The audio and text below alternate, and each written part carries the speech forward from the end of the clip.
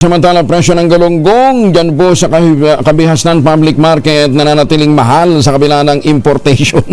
O, yan ang sinasabi ho natin. Detalye ng balita mula kay Giselle Ricaport, RH15. Giselle, good morning. Kuyang Angel, good morning.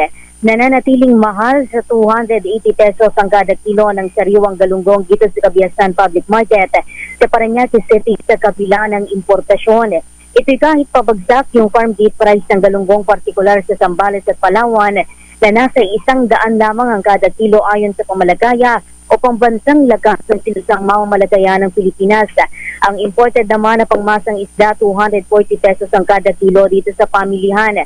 Plano pa ng Department of Agriculture na mag-angkat pa ng karagdagang 8,000 metric tonelada ng galunggong at mackerel upang matiyak daw yung supply at mapababa ang presyuhan sa gitna ng close fishing season.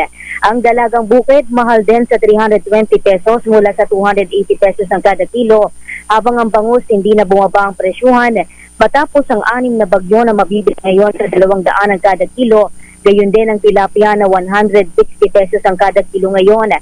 Nakapako naman sa 400 ang kada kilo ng bisugo sa patis ng bato, habang 300 ang kada kilo ng salisalay mula sa 240 pesos noon.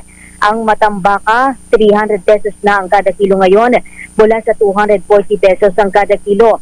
Ang tulingan naman, 80 pesos ang iminahalang kada kilo, 280 pesos na ngayon mula sa dating 200, habang ang hipo naman mahal din sa 480 pesos ang kada kilo mula sa 370 pesos ang kada kilo noon.